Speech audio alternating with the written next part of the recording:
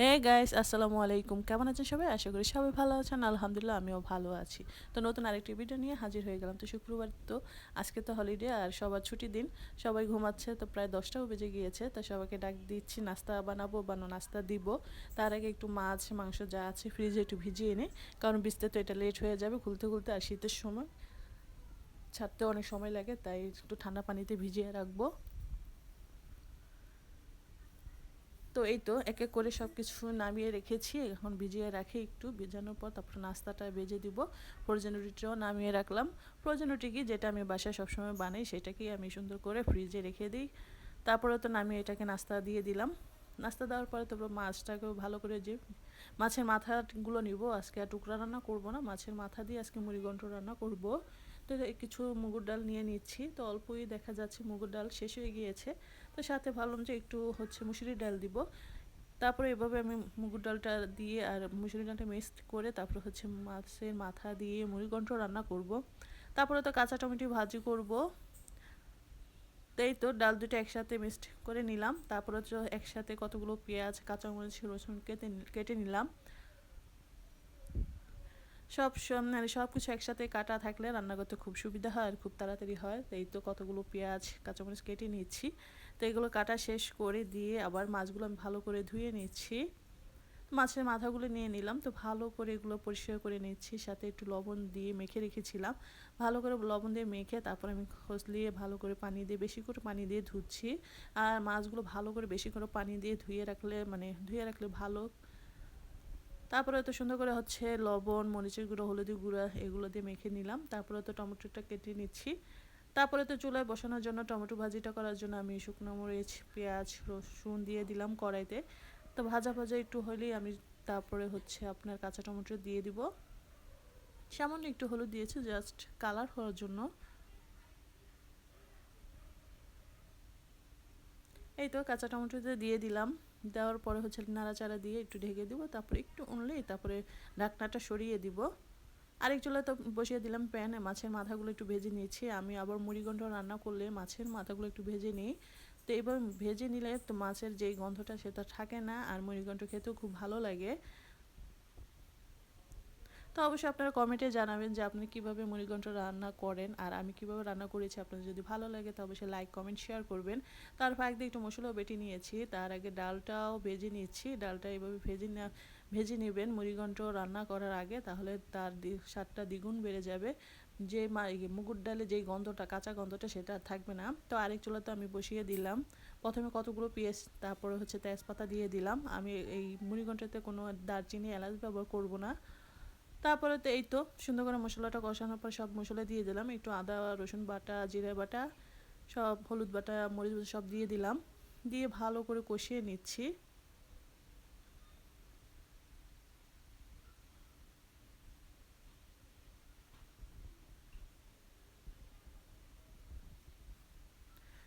তারপর তো লবণ দিয়ে দিলাম স্বাদ অনুযায়ী। একটু লবণটা তো লাগবেই, লবণ ছাড়া তো রান্না হবে না, আর খাবারও টেস্টে বাড়বে না। সব কিছুতে তো লবণ লাগবে। সব কিছু বলতে কি, সব মানে ঝালের তরকারি যে কোনো জিনিসই লবণ লাগবে। লবণের অর্ধেক গুণ স্বাদের গুণ বাড়িয়ে দিতে পারে। তারপরে তো আমি ডালটা, সেই ধুয়ে রাখা ডালটা দিয়ে দিলাম।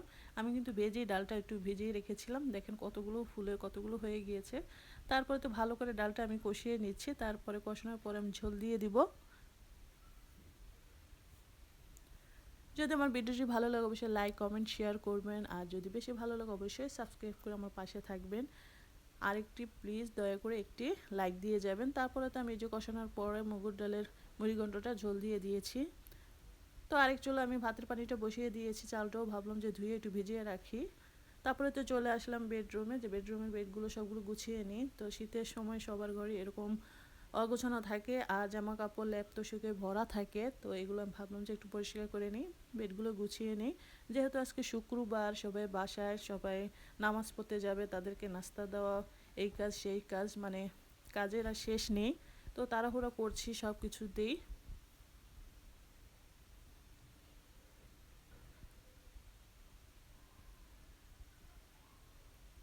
তারপরে তো বেডটা গোছানো হয়ে গিয়েছে। এখন ভাবলাম যে একটু ঝাড়ু দিয়ে নিই, বালু ভরা থাকে বিছানার উপরে। তারপরে ঝাড়ু দিয়ে ময়লাগুলো ফেলে দিয়েছি। তারপরে তো চলে গেলাম একটু বারিন্দায়। আজকে বারিন্দা বাইরে গেলাম, তো না দেখলাম গতকালের চেয়ে আজকে একটু রোদ উঠেছে।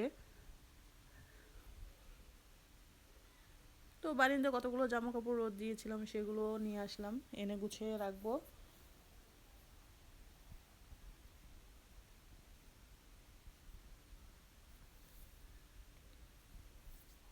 এই তো বাইরের আজকের ওয়েদারটা ভালোই ঠান্ডা পড়েছে, এখনও পৌষ মাস পড়েনি কিন্তু অগ্রহায়ণে ভালোই শীত পড়েছে। তারপরে তো ঘরের ফার্নিচারগুলো একটু মুছে নিই, অনেকদিন ধরে মোছা হচ্ছে না, তো ভালো নয় একটু কাজ ক্লিনার দিয়ে কাজটা পরিষ্কার করে নিই। সাথে হচ্ছে ওয়ার্ডরোবে পরিষ্কার করে দিব, ময়লা পড়েছে, তো ভালো করে একটু মুছে নিচ্ছি। সবাই আমরা গৃহিণীরা ভাবি যে ছুটির দিনে একটু আরাম করব, কিন্তু না, ছুটির দিনে একটু বেশি কাজ থাকে মনে হয়। যেহেতু ছেলেরা বা হাজব্যান্ড, বাবা মানে যাদের ঘরে ছেলে মানুষ আছে, তারা যদি ছুটির দিন বাসায় থাকে তখন কাজের চাপটা একটু মানে বেড়ে যায়। তারপরে তো ওয়ার্ডরোবের যে কাজগুলো ছিল, মানে ওয়ার্ডরোবে যে ময়লাগুলো পড়েছিল সেগুলো পরিষ্কার করে নিচ্ছি। অনেকটাই ধুলাবালি পড়েছিল, তো ভাবলাম যে একটু সুন্দর করে মুছেই নিই। মুছে তারপরে সুন্দর করে গুছিয়ে রাখি, দেখতেও সুন্দর লাগবে।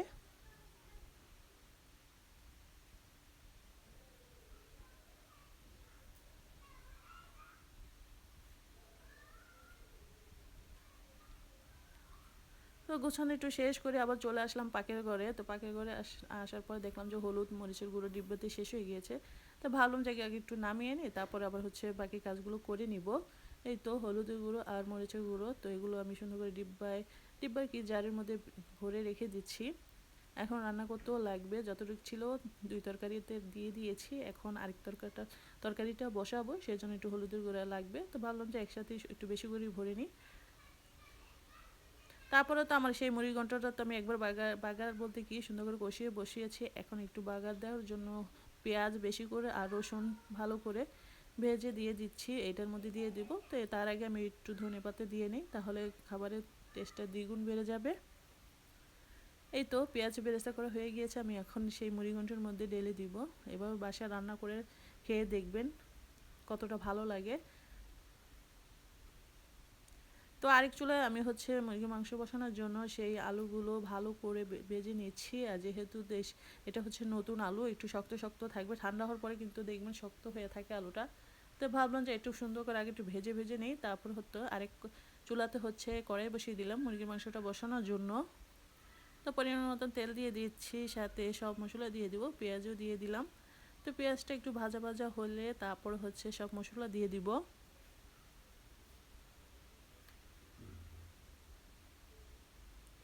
তো পেঁয়াজটা আমার একটু ভাজা ভাজা হয়েছে, তো আমি এখন পরিমাণ মতন আদা রসুন বাটা এটা দিয়ে নিই। তো ভালো করে একটু নাড়াচাড়া করে নিই। আদার গন্ধটা যতক্ষণ পর্যন্ত থাকবে ততক্ষণ পর্যন্ত একটু ভালো করে কষিয়ে নিই, যেন আদার গন্ধটা চলে যায়।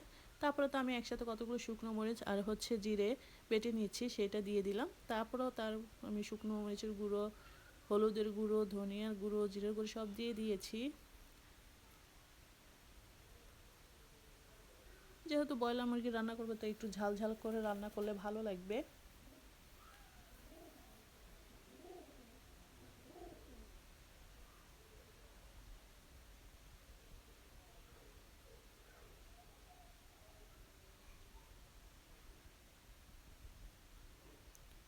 তো মশলাটা তো আমি একটু পানি দিয়ে দিয়েছি কষানোর জন্য, না হলে নিচে লেগে যাচ্ছে। তো ভাবলাম যে এই তো আমার মশলাটা কষানো হয়ে গিয়েছে, আমি মুরগির মাংসগুলো দিয়ে দিচ্ছি। আজকে মুরগির মাংস বলতে কি মুরগির ড্যাঙ্কা বলতে পারেন, কয়েকটা পা বলতে পারেন, এগুলো রান্না করব। এগুলো আমি একটু জমিয়ে রেখেছিলাম, তো অনেকগুলো হয়েছে। তো ভাবলাম যে আজকে এটাকেই রান্না করি। আর শুক্রবার সবাই তো বাসায়, আর বাচ্চারা তো শুক্রবার আসলেই ওরা একটু খেতে চায় মুরগি বা যে কোনো মাংস বলতেই পারেন। তো ওদের জন্য ভাবলাম যে আজকে এটাই যখন ফ্রিজে ছিল, মুরগি ছিল না, তা ভাবলাম যে এটাই আজকে চালিয়ে দিই, বাচ্চাদের খুশি হবে।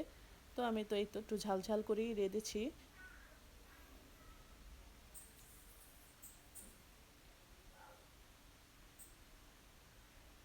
তারপরে তো কষানো হয়ে গিয়েছে, আমি একটু ঝোল দিয়ে দিয়েছি, মাখা মাখা তো করবো। তো এই তো আমার মুরগির মাংসটা দেখেন কত সুন্দর কালার হয়েছে।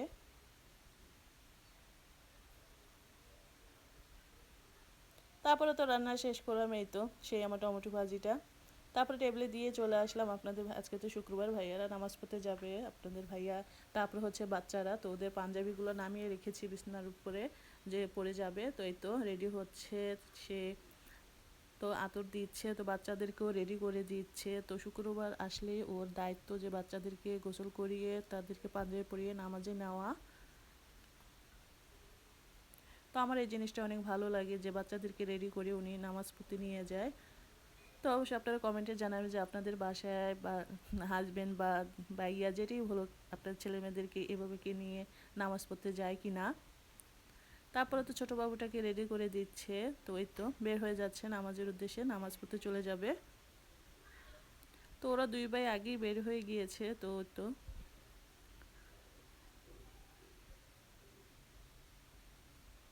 তারপরে তো নামাজ পড়তে চলে গেল। দুই ভাই দাঁড়িয়ে আছে বাবার জন্য। তো বাবা তো আর বাবা বের হয়ে একটু ঘরে গিয়েছিল, তারপরে আসতেছে, তারপরে এই তো বের হয়ে গিয়েছে। তারপরে তো একসাথে নামাজ পড়তে চলে যাচ্ছে। তো আমি এখন দরজাটা আটকিয়ে দিব, আটকিয়ে দিয়ে আমি ঘর মুছবো, তারপর হচ্ছে গোসল করব। তো তার ফাঁক দিয়ে নামাজও শেষ হয়ে গিয়েছে, চলে আসবে। তো খাবার দিয়ে দিলাম টেবিলে। তো সবার জন্য ভাত বাড়া হচ্ছে, কেউ এখন খাবে, কেউ বলছে পরে খাবে, কিন্তু যারা যারা খাবে তাদেরকে দিয়ে দিলাম। তো আজ এই পর্যন্ত, আপনারা সবাই ভালো থাকবেন, আল্লাহ হাফেজ।